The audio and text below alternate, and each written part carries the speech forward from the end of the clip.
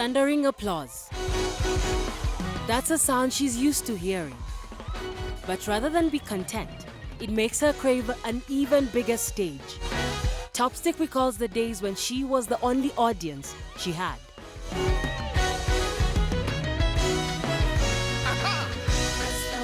Those days where you're just in the corners of your room, just practicing, and I'm like, oh God, when am I going to get a platform, for Christ's sake? Am I just going to keep practicing and, keep all this skills to myself? I want the world to hear me. And, those days in school. But one thing I kept doing was I just kept working, because I know someday the opportunity will come and I need to be prepared for it. Wow. The self-proclaimed Africa's #1 female drummer has been playing professionally since she was 22.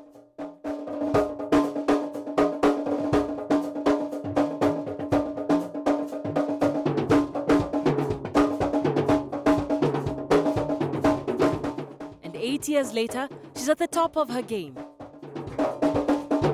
Drums has been a part of me from childhood, although I didn't give it expression early in life because, the parent thing, go to school, get educated, and this drum could be a distraction.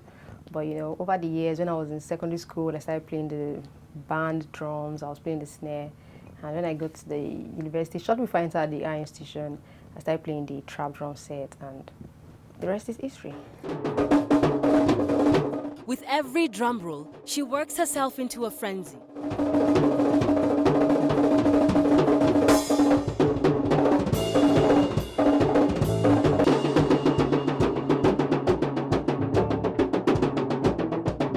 One just needs to stare at her face to see that music is her high. The sweat dripping down her face seems to spur her on.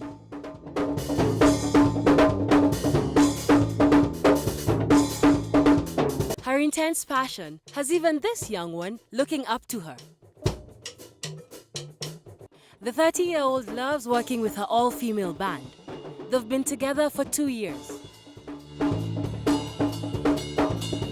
I've always had it in mind to work with an all-girls band way back in school. So myself and a friend of mine, 3 of us started it then in school, but after school everybody went their separate ways. So I went to Mission School of Music to study music. I have a diploma in music from there.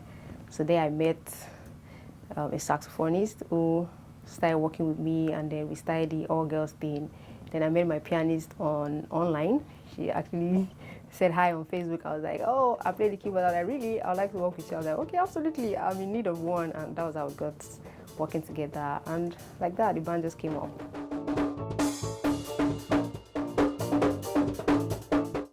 The Nigerian music industry produces over 550 albums of different kinds of music annually.